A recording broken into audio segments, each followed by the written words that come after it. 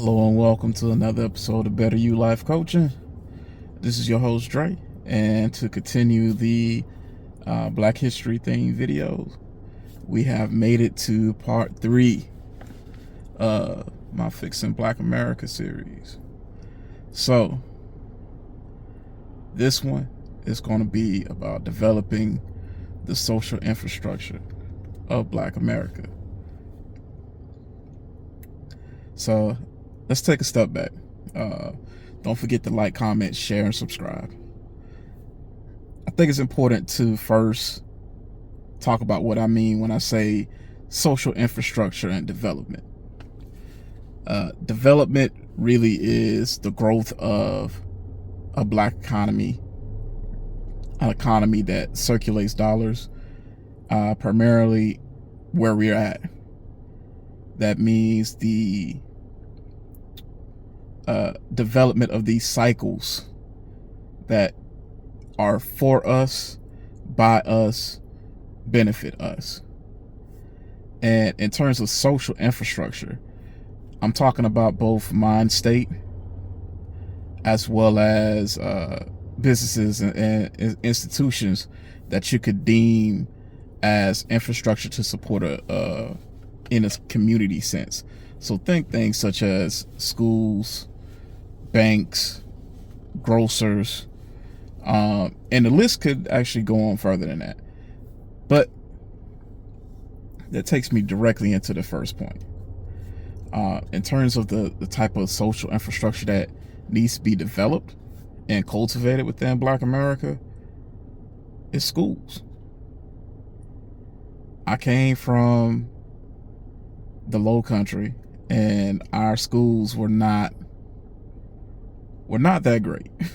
I'm extremely proud of where I'm from, extremely proud of the education that I got, because I did realize upon getting to college that even though my school lacked in a lot of different ways and resources, I knew a lot more than some of the folks who went to some of these schools from richer places, so to speak. But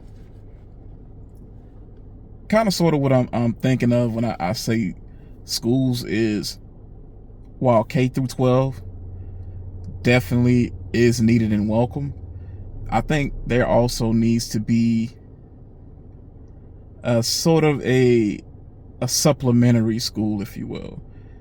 And kind of what I'm getting at is, in the city where I'm located, there are a couple of schools that are for the arts, so to speak, or for a particular culture. And what they do is, after school, pretty much like 3 to 5, I guess you would say, is when they operate primarily. These kids come in and they learn about that particular art or craft.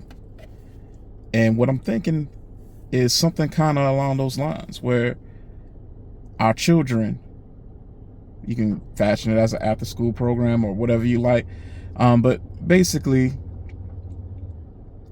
they would come there and learn certain aspects of culture. In this context, it would be things such as history, economics, how to practice group economics, why it's important to cultivate and build this black economy.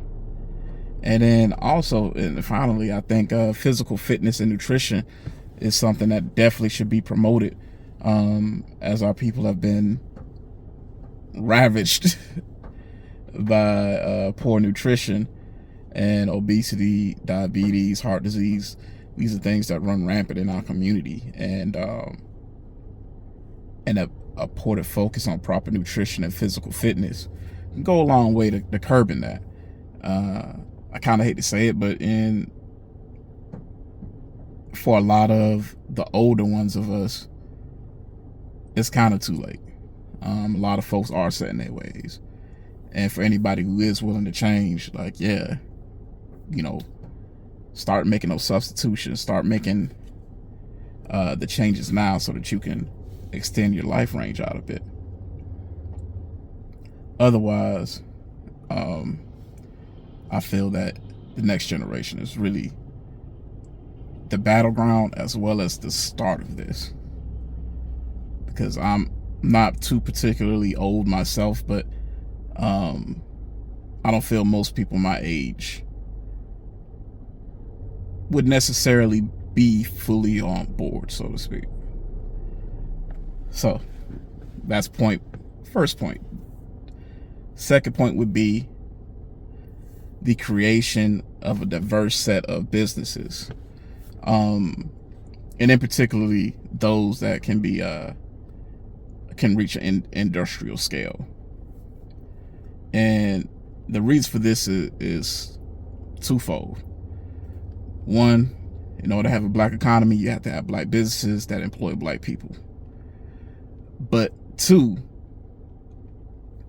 the more you're able to grow that business, the larger that business is able to scale and especially become mainstream, the more power that comes along with that.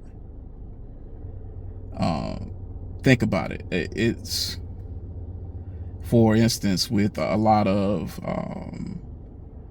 Jewish people back in Europe during the Middle Ages and whatnot, and up until actually fairly recently, like in the last 200 years or so of history, they were relegated to certain professions. And that's how come, in terms of stereotypes and stereotypical association, like there's that association of them with money. And part of that is due to that history, because they became bankers, because they were frozen out of certain trades. And in a similar manner, I don't necessarily know what that trade would be per se, but if you corner the market, or you just gain a significant piece of market share in an industrial sector that is essential to the economy, then you're going to hold some weight, you're going to hold some sway. And when you talk, people are going to listen. And that's really the goal there, to get your proverbial nuke, so that when you come down so that when you come down to the table and you start saying, hey, I need X, Y, and Z for my community, it's not you're coming to the table and begging, or you're coming to the table asking for crumbs. It's, I need X, Y, Z, or so I'm gonna shut this thing down. And good luck making up for X percentage of the market that I deliver. And some of the industries, I think, granted, I don't know how feasible it would be to scale into these places, but especially things such as fintech, things that contribute to the actual manufacturing and infrastructure in the country. I don't think chips manufacturing is necessarily feasible for most, but if somehow it was, that would definitely be a vital end. Or even just certain extraction or refinement of certain natural, or just certain resources in general. These are things that most economies need in order to prosper, in order to transform goods. The thing that a lot of people lose track of when looking at maps and seeing, like, oh, this particular country is resource rich. I think the questions come up in just about everybody's mind. Like, how is it that some places that are so resource rich end up so money poor? And it's simply because they don't have the means to transform those resources. So we need industries that have the knowledge, have the expertise to transform whatever it may be, whether it be money, whether it be a resource, whether it be community and human capital, into something valuable for the greater economy of the black residents of the nations, the black community, but as the nation as a whole. And then finally, this last piece is going to actually lead into the finale, but we need a consolidation, so to speak, of the professional class. And what I mean by that is we need something that would draw back or draw in a lot of lawyers, doctors, architects, those types of professionals. And the reason that you need them is pretty self-explanatory in a lot of different cases. They're the ones that's going to design, they're the ones that's going to build, they're the ones that's going to support and defend the community from those outside of it. And without them, you're going to have a really tough time. But the professional class is one in which